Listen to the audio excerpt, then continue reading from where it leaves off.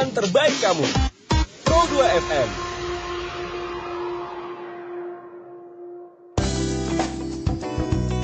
Masih dari kawasan Novel nomor 8 Pro 2 dari Kupang, teman terbaik kamu. Selamat sore teman Pro 2, senang sekali bisa kembali menyapa kamu. Ishak Octavian hadir hari ini. Dan seperti yang Ishak sudah sampaikan tadi ya, kita di Sore Ceria Talk Space kali ini menghadirkan kakak-kakak yang luar biasa dari PAGBI Nusa Tenggara Timur. Dan kali ini kita akan diajak untuk membahas tentang kasih versus romantisme. Asik ini ya. Sudah hadir bersama dengan Ishak di studio teman Pro 2 yang akan jadi teman ngobrol kita sore hari ini. Ishak mau menyapa dulu yang pertama moderator kita, ada Kakak Petrus Rido. Apa kabar Kakak? Shalom. Shalom. Luar baik biasa, dan luar biasa. Memang mantap betul-betul. Oke, lalu ada juga Kakak Yeriko. Bagaimana kabar brother? Shalom Kakak Ishak dan semua pendengar. Puji Tuhan kabar selalu sehat dan semangat. Asik, mantap. Dan ada juga Kakak Hen. Kakak Ama, bagaimana kabar? Puji Tuhan luar biasa. Haleluya. Dan ada Kakak Yosua Ora juga. Bagaimana kabar Kakak? Puji Tuhan sehat walafiat sampai detik ini.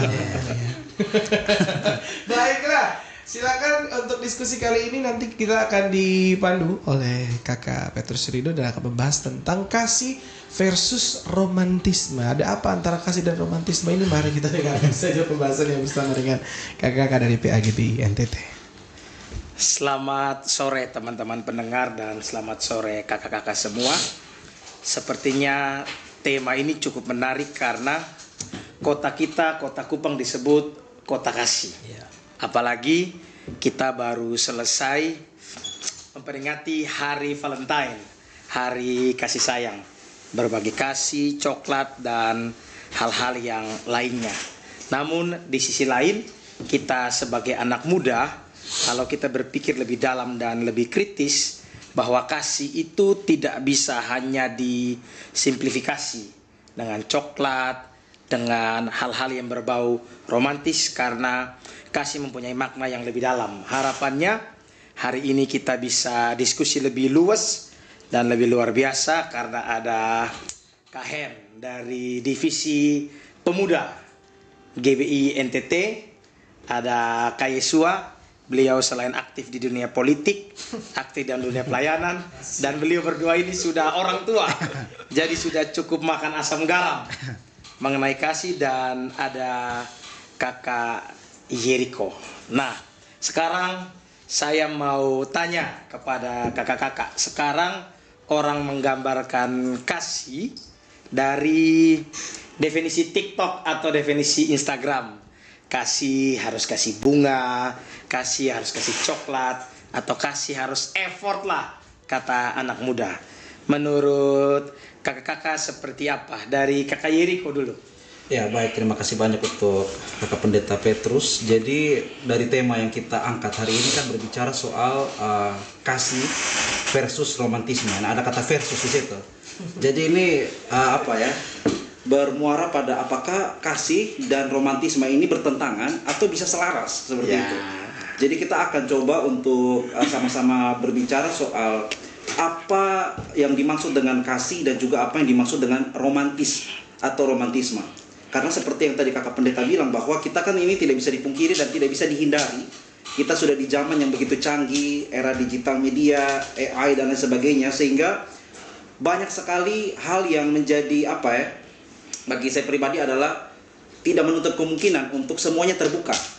Kalau saya coba bandingkan mungkin dengan zaman Kakak Hen ya kan, atau kita dulu mungkin orang-orang tua dulu, mungkin tidak seperti ini. Kita selalu melihat orang-orang itu kan cenderungnya yang cantik dan ganteng itu yang kita lihat aja di depan muka begitu. Tapi sekarang kita buka internet semua sudah cantik dan ganteng semua, ya kan? Apalagi saya bilang tadi zaman digital media yang dimana semua orang haus validasi. Dan akhirnya bagaimana postingan mereka diubah sedemikian rupa dan akhirnya membuat orang berpikir kalau bisa mendapatkan dia apa yang harus saya berikan, seperti itu. Jadi ini nanti kita akan lebih dalam, tapi kalau bagi saya pribadi adalah sebetulnya kasih versus romantisme ini sebetulnya juga bisa dikatakan bertentangan, tapi bukan berarti bahwa ini dia tidak bisa bersama-sama atau dalam artian berjalan bersama-sama seperti itu. Karena saya percaya bahwa kasih itu harusnya melengkapi romantisme. Dan romantisme itu ada di dalam kasih, seperti itu. Ya mungkin dari saya sekian dulu Pak Pen. Menarik sekali apa yang disampaikan oleh Kak Yiriko, bahwa kasih seharusnya tidak dipertentangkan dengan romantisme, tapi keduanya searah, dan romantisme akan lebih lengkap atau lebih berkualitas kalau ada kasih di dalamnya. Tapi namanya kalau kita berbicara kasih akan lebih afdol kalau kedua orang di depan saya yang sudah makan asam garam, karena mereka bukan hanya berteori tentang kasih, tapi mereka sudah menjalaninya dengan luar biasa. Satu ini bapak 3 anak, satu bapak 3 anak. Bagaimana dari Kakak Yesua? Oke, baik. Salam dan selamat sore untuk para pendengar Pro 2. Terima kasih kepada kakak moderator yang luar biasa yang telah memandu acara ini.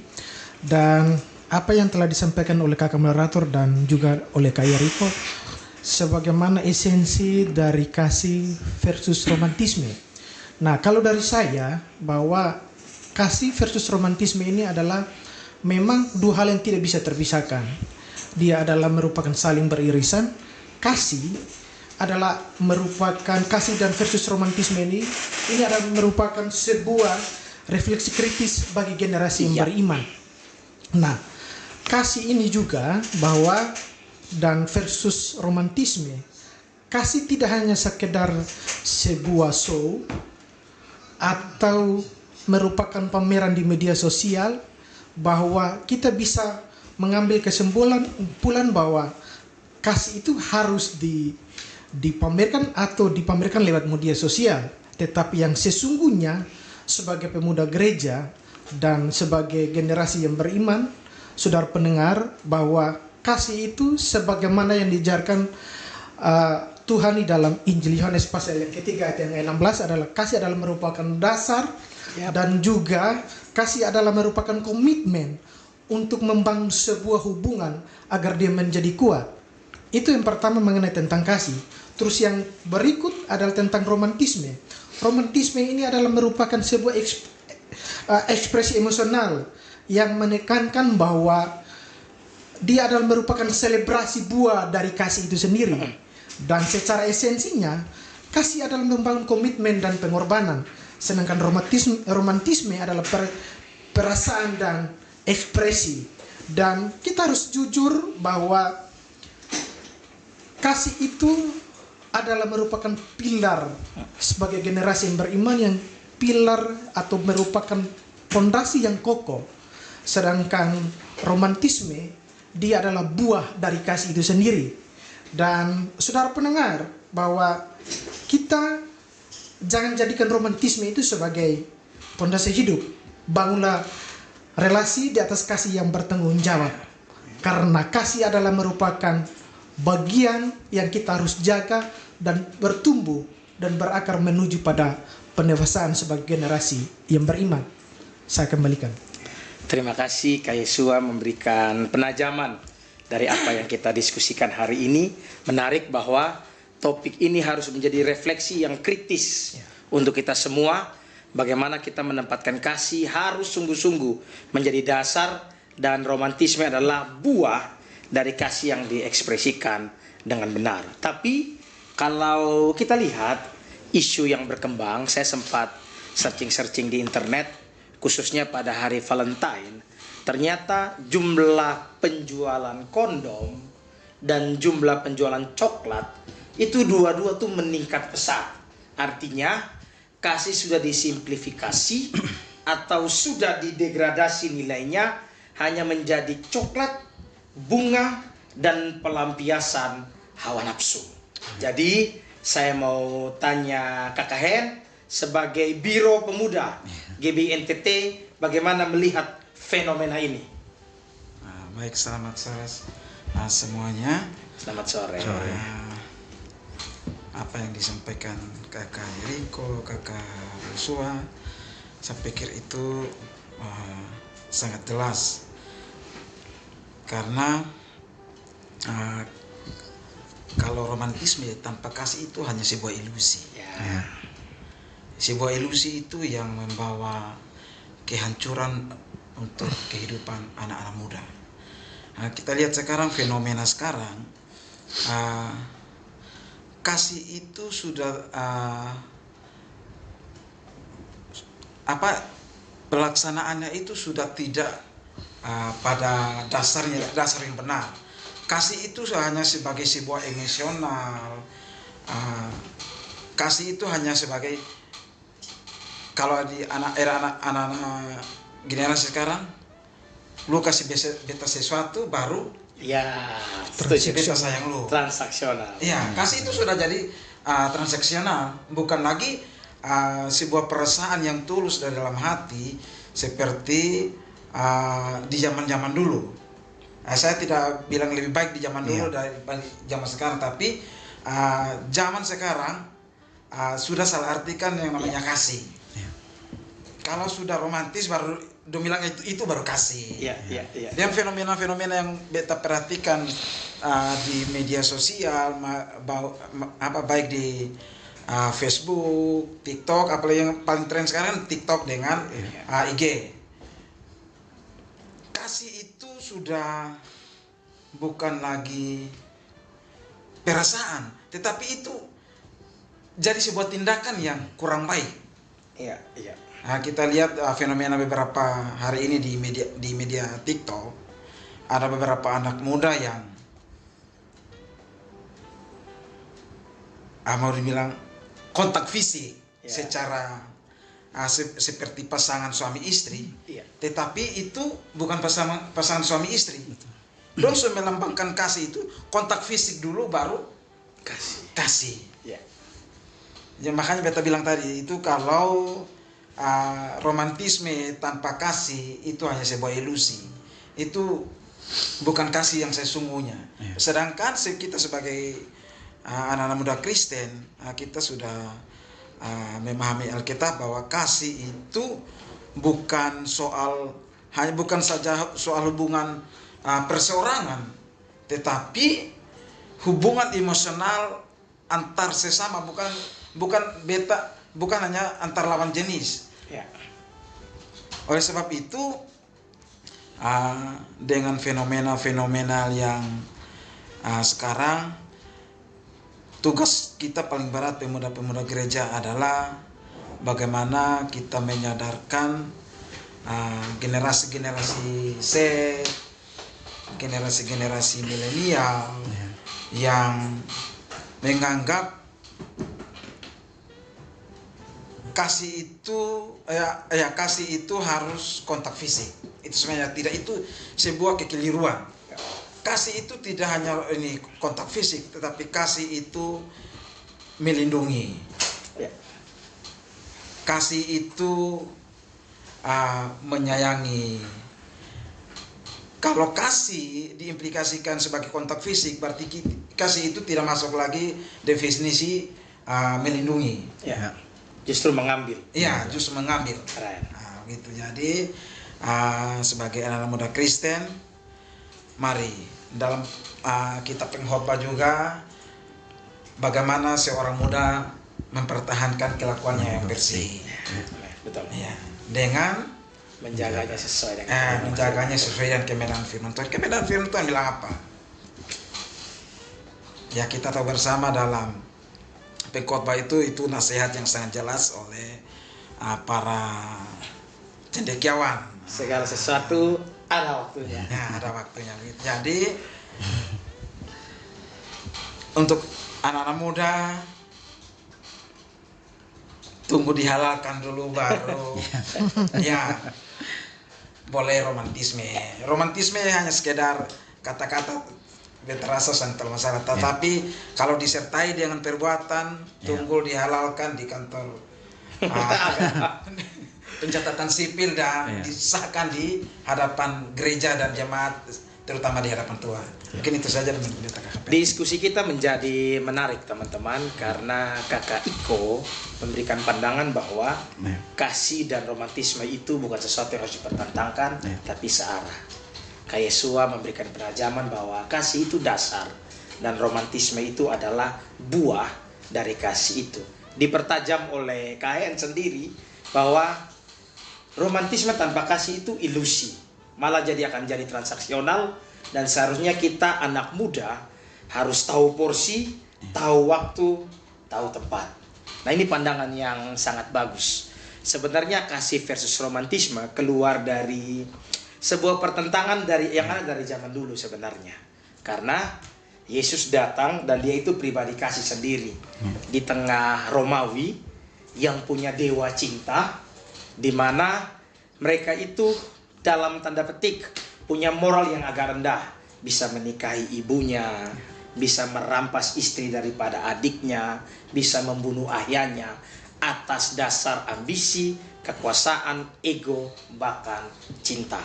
Jadi Yesus sendiri datang ke dunia membawa konsep kasih yang begitu sakral, bertentangan dengan Romawi yang memandang romantisme itu sebagai sesuatu yang bebas untuk melakukan apa saja, yang penting hati saya begitu. Dan apakah pertentangan ini ada di dunia modern? Ada.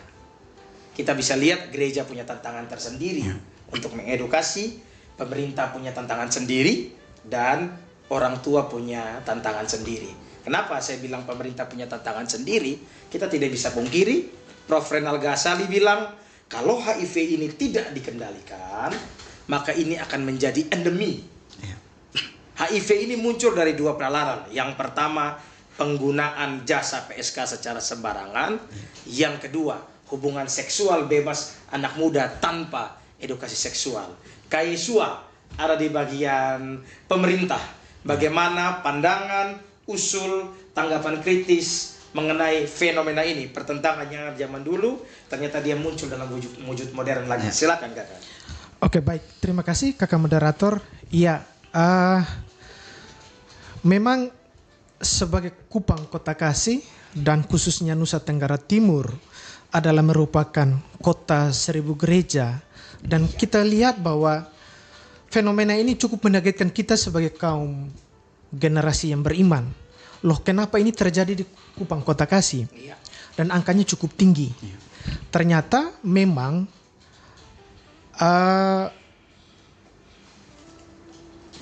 akhir-akhir ini kondisi ini sepertinya hilang esensi gereja di tengah-tengah masyarakat seperti ini. Kenapa hal ini terjadi? Mungkin saja dia bisa terjadi bahwa mungkin mereka bangun kasih sayang itu lewat seperti yang disampaikan oleh kakak terdahulu dari pembicara terdahulu tadi, adalah kasih itu bisa memang sebagai dalam bentuk barter, yaitu transaksional. Ya. Dan juga masalah yang paling mendasarnya adalah ini juga mungkin juga sebagai tuntutan ekonomi sehingga hal ini bisa terjadi. Nah, kalau kita berdiam diri sebagai generasi yang beriman dan juga negara juga ikut berdiam diri, apa yang disampaikan oleh Profesor Renal Ghazali, yang disampaikan oleh kakak moderator, ini bukan saja sebagai endemi, tetapi ini akan menjadi pandemi kalau kita berdiam diri. Nah, untuk itu, saudara pendengar yang saya kasihi, bahwa peran gereja itu harus benar-benar dalam konteks seperti ini. Gereja tidak boleh lost control, negara juga jangan memberikan tanggung jawab ini hanya cuma memberikan kepada kepercayaan penuhnya terhadap gereja. Nah, dua lembaga ini harus menyatukan kekuatan untuk bagaimana bisa meminimalisir dan bisa mencegah ini sebelum dia menjadi endemi atau menjadi pandemi yang secara besar-besar. Ini adalah menjadi tantangan kita bersama. Dan juga sebagai orang tua yang merupakan tiang penopang dalam mendidik generasi dan anak sendiri di rumah.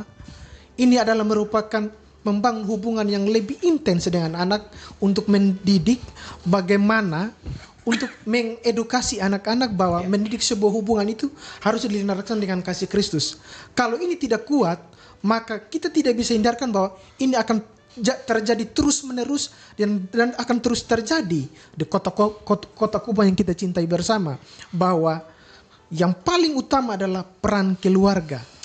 Secara khusus adalah bapak dan mama di rumah memberikan edukasi, dan juga bahwa generasi gereja dan generasi beriman jangan berpikir bahwa kami ini adalah seorang aktivis gereja dan kami akan menghindarkan hal-hal seperti itu. Jangan sampai juga kita terperangkap dalam bahwa kita cuma hanya mau terjun dalam dunia pelayanan sebagai kita bisa menikmati suatu orang bilang bahwa secara kasat mata bahwa kita bersih, tidak seperti itu. Jangan sampai kita terlena bahwa kita asik dengan kegiatan ritual agamawi ataupun hal-hal yang orang bilang bersifat romantisme di dalam gereja saja, tetapi hati kita hancur, relasi kita juga hancur, dan kita hancur di luar. Ini jangan kita bertopeng dengan hal-hal seperti ini. Jangan sampai kita gagah di dalam, terus kita hancur di luar, dan kita gagah di dalam, hancur di luar, dan kita gagah di luar, hancur di dalam. Nah, sebagai generasi yang beriman, kita harus dijaga, dirawat betul yang kita sudah mengerti ini, dan dikepung oleh fondasi firman Tuhan, karena kasih itu adalah landasannya adalah firman. Seperti yang dikatakan oleh kakak moderator tadi, kita harus dibentengi dan dipegari oleh nilai-nilai kasih yang diajarkan oleh orang tua kita dan juga para imam yang sedang kita membangun iman bersama-sama dalam satu komunitas ataupun gereja, dan juga pemerintah bahwa seperti yang saya katakan tadi, jangan serta-merta bahwa ini adalah tugas gereja. Nah, gereja dengan negara, gereja dan pemerintah harus menentukan kekuatan untuk memanilisir bahwa Kota Kupang ini jangan terjadi mendapatkan brand yang predikat bahwa ini adalah merupakan kota yang penuh dengan hiruk pikuk yang tidak sehat. Maka kita capek selama ini kalau bergereja, kalau ini juga masih terjadi. Bahwa kita harus benar-benar bangun sehat secara rohani, sehat secara ekonomi, dan juga sehat secara mental.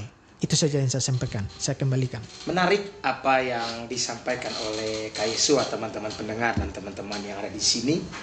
Beliau menekankan tentang kolaborasi yang aktif ya antara gereja, pemerintah dan orang tua. Di mana gereja punya umat dan gereja punya kompas moral dari kebenaran. Pemerintah punya otoritas, kebijakan dan sumber daya. Orang tua punya anak, punya didikan, punya kasih sayang. Saya itu tergelitik dengan apa yang disampaikan oleh Kak Yesua bahwa kita jangan terlihat baik secara kasat mata. Kita fokus dengan karnaval-karnaval rohani, sedangkan terjadi degradasi moral yang ada di kota ini. Itu sebenarnya sesuatu yang nyelekit loh. Gereja harus bangun, pemerintah harus bangun, orang tua harus bangun. Sepandangan saya, Kak Iko adalah salah satu pembicara yang aktif berbicara di anak-anak muda. Nah, saya ingin Kak Iko memberikan tanggapan bagaimana kita mempunyai beban sebagai seorang pembicara muda dan bagaimana kita menyerukan kepada anak muda supaya kita betul-betul fokus pada yang esensi, bukan hanya yang pada karnaval atau yang karnaval perlu dijalankan tapi perlu diintegrasikan. Menurut pandangan Kak Iko bagaimana? Baik, terima kasih banyak Pak Pendeta dan juga Kakak Yesua, Kakak Hen, kita semua. Jadi kalau saya tadi coba mengambil kesimpulan, sebetulnya kasih ini ada hal yang menjadi lawan yang serius, dan juga romantisme itu ada lawan yang serius. Kasih lawan seriusnya itu adalah kemunafikan, sementara romantisme itu manipulasi.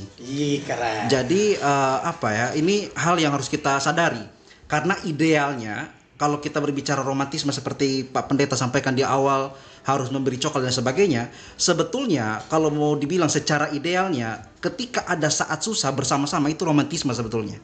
Ya kan? Bagaimana kita dalam kehidupan yang begini sulit tapi masih saling mau untuk bersama-sama dan tidak saling meninggalkan. Tapi yang kenyataannya tadi sudah disampaikan oleh narasumber kita bahwa memang tidak bisa dipungkiri karena ekspektasi kita tuh selalu mau cenderungnya sesuatu yang diberikan atau sesuatu hal yang disampaikan kepada kita atau diberikan kepada kita. Nah, mungkin untuk kita semua saya coba singgung beberapa kejadian yang viral kemarin itu kan, soal seorang artis dulu nama Aurel Moremans tuh yang dia mendapatkan perlakuan bisa dikatakan child grooming ya kan, yang dimana pada saat usia belasan tahun sudah dipacari oleh orang lebih tua. Dan itu sebetulnya tidak bisa diwajarkan seperti itu. Karena apa? Yang pertama seperti ini, bahwa kalau misalkan kita melihat cinta yang dilakukan oleh anak-anak muda sekarang, kita semua, bahwa kadangkala perempuan menuntut untuk laki-laki itu memberikan tadi transaksional kan, uang, materi. Sementara laki-laki juga menuntut sesuatu yang lain dari perempuan. Bahkan yang lebih besar daripada itu adalah tubuh dan lain sebagainya. Jadi cinta tidak pada esensi di mana kita harusnya saling mendukung, saling membangun, tapi saling menghancurkan dan saling merusak. Itu yang saya katakan tadi, kemunafikan dan manipulasi. Yang tidak disadari oleh orang seperti itu. Dan itu dimainkan pelan-pelan seakan-akan itu adalah kebenaran. Nah, itu yang saya katakan tadi, bahwa seperti yang tadi Kakak Yosua sampaikan ya, bahwa memang kita semua manusia tidak pernah luput dari yang namanya kesalahan. Baik kita adalah orang rohaniawan, pegiat gereja dan sebagainya, maka mutlak kita harus saling mendukung dalam hal ini. Ya. Itu harus saling mendoakan, saling mendukung dari setiap elemen. Ya kan? Baik dia mungkin adalah jemaat biasa ya toh, atau mungkin dia adalah pekerja di gereja yang mungkin tidak kelihatan, itu harus ada dukungan di sana. Tapi kalau saya secara pribadi melihat beban ini adalah bahwa yang pertama memang kita tidak bisa pungkiri bahwa hidup semakin modern dan pergaulan semakin bebas. Tapi bukan berarti, ya kan? Bukan berarti bahwa itu tidak bisa dicegah dan itu tidak bisa diminimalisir. Bukan berarti seperti itu. Nah, lalu lantas apa hal yang harus kita lakukan setidak-tidaknya untuk bagaimana anak-anak muda kita ini, khususnya kita Kristen mayoritas Kota Kupang mayoritas Kristen begini, untuk bisa lebih berhati-hati. Dalam hal ini konteksnya mungkin saya tekankan adalah pergaulan gitu. Yang pertama adalah bahwa setiap anak-anak muda ini kan hidup dari latar belakang keluarga yang berbeda, ya. Ada yang mungkin keluarganya tidak seperti keluarga orang lain yang humanis atau mungkin harmonis. Ada yang dari latar belakang broken home, ya kan. Ada yang dari latar belakang yang mereka tidak atau tanpa orang tua, atau mereka lahir dari kemiskinan sehingga mereka dipaksa dari kecil untuk bekerja. Nah, maka kita sebagai orang-orang yang dalam hal ini rohaniawan atau orang Kristen, saya mengikuti teladan daripada Tuhan Yesus, yaitu di dalam Matius pasal 8. Tentang apa? Tentang bagaimana Tuhan Yesus pada waktu itu menyembuhkan orang kusta. Nah, ini sangat-sangat luar biasa. Karena apa? Karena begini, orang-orang datang memberi dan melihat penilaian itu kan dari kasat mata luar. Tapi sementara kalau misalkan dari teladan Tuhan Yesus yang saya mau sampaikan adalah bahwa pada saat orang kusta, yang pada zaman itu kita tahu bersama ya, orang kusta najis, dan bahkan ada tradisi yang mengatakan kalau imam-imam sampai menyentuh orang kusta itu harus mentahirkan diri. Tetapi Yesus datang tidak dengan menjauhkan atau bahkan tidak menghindari, tapi bahkan lebih kuat daripada itu, menyentuh kenajisan, sehingga saat Yesus menyentuh orang kusta itu bukannya dia tidak sembuh atau Yesus menjadi najis, tapi saat Yesus menyentuhnya dia menjadi tahir. Seperti itu. Jadi itu yang harus kita tekankan ulang-ulang, kita sebagai orang gereja, adalah bahwa harus menekankan prinsipil di mana bahwa kasih di dalam dunia ini bersifat eros, bersifat nafsu, dan selalu meminta sesuatu yang untuk dapat diberikan kepada saya kembali. Sekali lagi transisional. Tapi kita harus memberikan terus teladan Tuhan Yesus, bahwa Tuhan Yesus yang tidak memandang kita siapa, sehingga orang-orang yang merasa terzolimi, latar belakang masa lalu yang parah, ya kan, mereka yang merasa ditinggalkan dan merasa dibuang, mereka sadar bahwa ternyata Tuhan Yesus adalah pribadi yang tetap terima mereka apapun keadaan mereka. Seperti itu. Jadi dari saya seperti itu, sehingga kita harus terus mendoakan tentunya, dan itulah orat labora, berdoa bekerja, kerja dan berdoa. Ya, sekian dari saya, Pak Men. Pembahasannya menjadi menarik dan saya merasa bahwa sayang durasinya terlalu pendek ya. Saya senang dengan apa yang Kak Yesua sampaikan, seperti menjadi pemantik bagi kita semua bahwa yuk kita jangan berfokus pada hal-hal yang hanya bersifat karnaval, tapi nyata. Dan Kakak Yeriko memberikan hal yang cukup nyelekit lagi untuk kita. Kasih itu lawannya munafik, romantisme lawannya manipulatif. Apalagi isu child grooming bukan isu yang main-main. Itu bisa terjadi kepada anak di bawah umur, laki-laki maupun perempuan. Apalagi di tengah pergaulan bebas yang ada. Dan menarik, Kakak Yeriko memberikan sosok dan sikap Yesus sebagai solusi sebenarnya untuk kita bisa mengatasi hal ini. Saya jadi teringat dengan firman Tuhan, mari kita mengasihi bukan dengan kata-kata, melainkan dengan tindakan. Berkaitan dengan parenting dan child grooming, saya teringat obrolan saya dengan Kak Hen. Beliau ini bapak 3 anak. Beliau menerapkan parenting di dalam rumah dengan cukup tegas, tapi selalu memberikan diskusi, kasih sayang, bahkan membuat damai antara anak-anak. Ini menjadi benteng pertama dalam rumah tangga. Apalagi Kakak Iko tadi bahas soal latar belakang rumah tangga itu sangat mempengaruhi. Please Kak Hen, cerita bagaimana Kak Hen membentengi anak-anak dari kecil, parenting berkaitan dengan kasih dan menjaga mereka supaya mereka pun tidak mengalami child grooming dan manipulasi. Silakan. Oke, baik, Kakak Pet, Kakak Eko dan Kakak Yosua. Tentu kalau bicara soal parenting, beta dengan Kakak Yosua sudah sama-sama punya pengalaman yang sama karena anak pertama kami umurnya hampir sama. Sudah remaja. Sudah kelas masing-masing kelas. Saya punya sudah kelas 2 SMA. Mungkin karena sekolahnya lebih cepat, Kakak Yosua punya kelas 1 dan umurnya sudah sekitar 15 sampai 16 tahun. Oleh sebab itu dalam mendidik dan mengarahkan anak-anak soal kasih atau pergaulan dalam lingkungan, tentu ini tugasnya rasanya agak berat dengan keadaan-keadaan yang sekarang. Oleh sebab itu perlu kita sebagai orang tua mengerti bahwa anak-anak sekarang mereka tidak bisa nurut dengan kata-kata kita, tapi mereka lebih nurut dengan sikap dan tindakan kita. Keren, teladan. Iya, teladan. Mereka tidak mau hanya menerima nasihat secara kata-kata, tetapi apa yang kita lakukan itu yang mereka tiru. Oleh sebab itu pengalaman saya dalam rumah untuk anak-anak, kebetulan anak saya yang pertama itu sudah kelas 2 SMA, yang kedua itu sudah kelas 2 SMP. Tentu mereka sudah mulai mengenal yang namanya cinta. Sekalipun itu masih cinta-cinta monyet. Saya sebagai orang tua yang sudah melewati hal-hal seperti itu, saya melarang mereka untuk berpacaran. Kenapa saya melarang mereka untuk berpacaran? Karena seperti yang tadi, ketika anak-anak sekarang berbicara tentang cinta, tentang kasih, bukan lagi itu perasaan biasa saja, tetapi itu lebih kepada transaksional. Hubungan berpacaran itu bukan hanya sekedar berteman, sekedar teman tukar pikiran, sekedar jadi teman ini obrolan dalam belajar, tetapi itu lebih kepada hawa nafsu. Oleh sebab itu kenapa beta sampai larang anak-anak pacaran? Karena kita tidak bisa jaga anak-anak 1 kali 24 jam. Oleh sebab itu salah satu parenting yang beta buat itu selalu kontrol mereka punya HP setiap saat.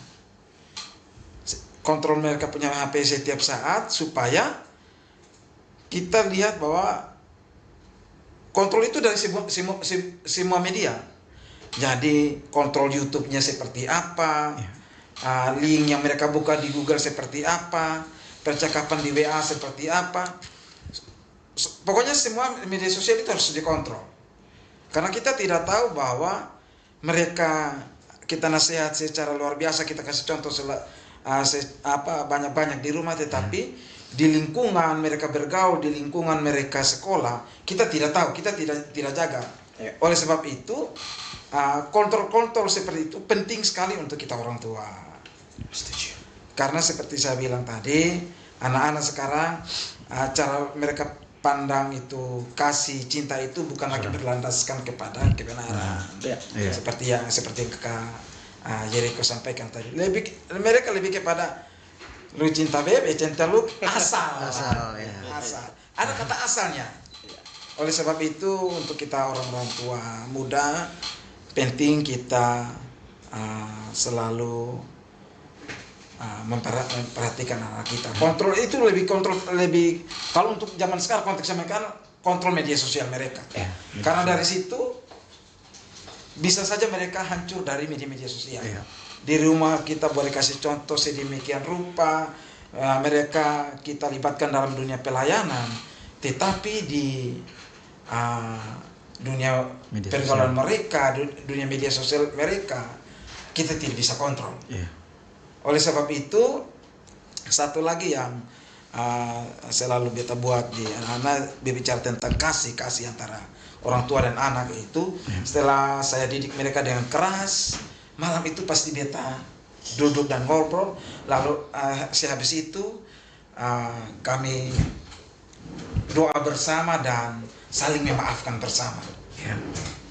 Itu yang penting. Itu adalah kasih yang sangat penting dalam hubungan orang tua dan anak. Jangan sampai kita habis nasihat mereka lalu dendam sampai 2-3 hari, maka di situ akan muncul kepahitan dan kasih itu Jadi tawar. Tawar, ya. Karena jikalau kasih itu sudah tawar, tidak ada guna lagi kasih yang kita ucapkan untuk anak-anak kita. Keren. Mungkin itu saja.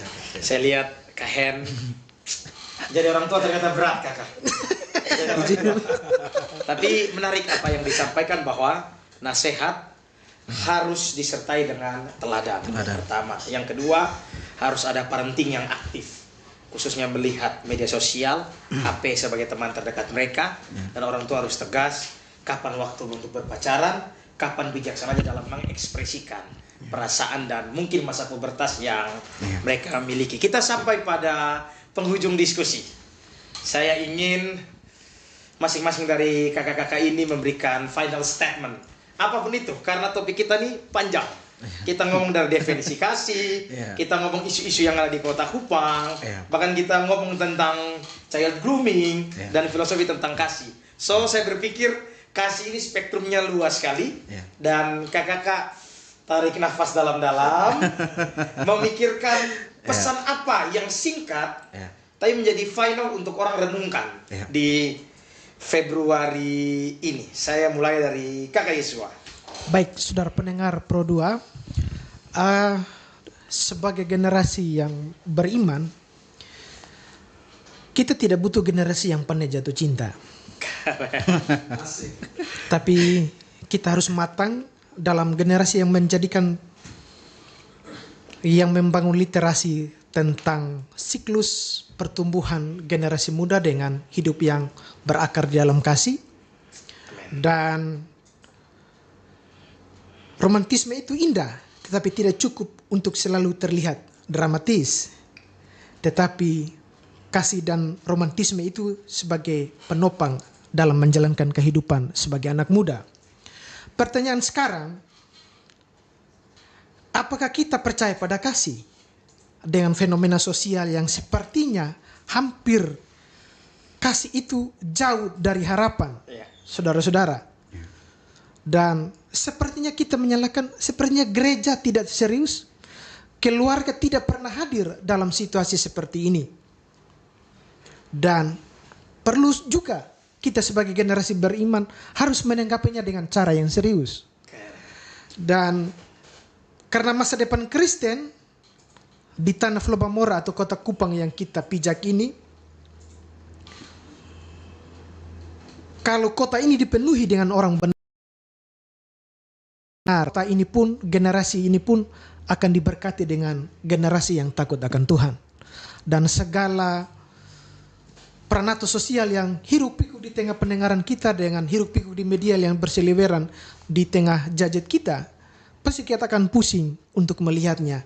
Jadi sebagai generasi yang beriman, mari kita bangun kasih itu jangan hanya sekedar sebagai sebuah euforia ataupun menjadi bahan yang konsumtif untuk kita bereforia. Itu cuma hanya bersifat semata, tetapi kita bangun kasih itu seberapa dalamnya dan seberapa mengakar kuatnya di dalam diri kita sebagai generasi yang beriman. Dan itu harus ditanam dari usia muda. Dan tidak ada kata terlambat untuk mengamini kata kasih seperti bagaimana Kristus telah mengasihi kita untuk semua orang di dunia ini. Sekian dari saya. Selamat sore. Kasih jadi dasar. Gereja, keluarga, pemerintah harus bangun, dan anak muda harus mulai belajar menerapkan kasih sejak dini. Kak Hen, please tell your final statement. Oke.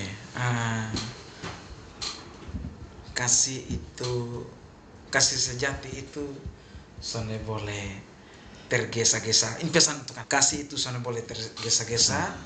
Dan karena kasih itu bukan hanya untuk sesaat, kasih itu untuk sepanjang hidup. Ketika kasih itu kita romantisme bisa terjadi tanpa kasih, tetapi kasih tanpa ini apa? Kalau romantisme tanpa kasih itu sebagai ilusi dan manipulasi. Tetapi kalau romantisme dibarengi dengan kasih yang benar-benar tulus, Mantap. itu kasih sejati yang tiada duanya. Keren. Kasih tidak boleh tergesa-gesa. Ada istilah, mari mencintai seujung kuku. Waktu dipotong, dia akan tumbuh setiap hari. Waktu dicabut, dia akan tetap tumbuh. Karena jangka panjang. Kak Iko, sebagai penutup, silakan Kak. Baik, jadi kalau dari saya untuk kita semua pendengar dan narasumber yang diberkati, bahwa seperti yang saya tekankan berulang-ulang, bahwa kasih itu saya melihatnya definisinya adalah penerimaan. Dan tetap memilih kamu walaupun dunia menolak kamu. Ya, seperti itu. Jadi untuk kita, saya khususnya anak muda dan mungkin rekan-rekan muda yang ada dengar, untuk bagaimana kita bisa melihat cinta dan kasih, pilihlah orang yang tetap bertahan, tetap bersama-sama dengan kita, walaupun orang sudah tahu kamu tuh tidak bisa dipilih dan kamu tuh tidak layak. Dan itu adalah teladan Tuhan Yesus yang Tuhan Yesus lakukan tadi kepada orang sakit kusta dengan menyentuhnya secara langsung. Karena dia adalah Tuhan. Dan maksud saya adalah bahwa untuk penutup di sini adalah bahwa jangan mengikuti role model dunia dengan mengikuti hawa nafsu kebinatangan, ya toh? Yang kasarnya begitu. Kita ini manusia, jadi kita harus memanusiakan manusia. Melihatlah laki-laki dan perempuan itu sebagai gambar dan rupa Allah yang ditebus oleh darah Kristus dan itu mahal harganya. Bagi kita yang ingin berinisiatif untuk melakukan kejahatan terhadap laki-laki dan perempuan, coba ingat bapak dan mama di rumah, saudara laki-laki, saudara perempuan. Agar apa? Agar kita tahu bahwa yang ingin kita sakiti itu juga mereka berharga seperti itu. Dan mereka itu punya hak untuk hidup baik seperti itu. Jadi untuk kita semua, saya juga berharap semoga di tengah dunia yang semakin jahat ini, Tuhan selalu mengubahkan kita, dan percayalah bahwa kalau Tuhan yang sudah memberikan sesuatu jodoh yang tepat, dia tetap akan menerima kekurangan kita, sekalipun mungkin kita merasa kita juga tidak menerima diri kita, tapi dia tetap menerima kita karena kasih Kristus ada di tengah-tengah relasi atau hubungan tersebut. Keren sekali. Seperti kasih itu penerimaan. Kasih itu tindakan nyata. Mari kita tahu identitas kita seperti apa. Jangan punya mental kebinatangan, tapi harus punya mental memanusiakan manusia. Teman-teman, diskusi kita sampai sekian jauh. Roma 5 ayat 8. Akan tetapi Allah menunjukkan kasih-Nya kepada kita oleh karena Kristus telah mati untuk kita ketika kita masih berdosa. Kasihilah Tuhan Allahmu dengan segenap hatimu dan kasihlah sesamamu sebagai manusia. Kasih bersumber dari Allah, diarahkan kepada Allah. Ketahui betul gambar diri kita supaya kita menghargai gambar diri orang lain. God bless you. Terima kasih kakak memberkati. Itu luar biasa pembahasannya. Ini sepertinya kita harus cari waktu untuk next episode ya. Setuju. Menghubungi kakak ketua untuk berikan space lagi buat kakak. Lanjut ya. Terima kasih banyak kakak, dan sampai ketemu lagi di lain kesempatan. Semoga perbincangan kita memberikan inspirasi ya buat teman Pro 2 yang sementara mendengarkan. Sampai ketemu lagi teman Pro 2, kita lanjutkan di sore ceria, dan sudah ini kita lanjut dengan Ramadan on the spot.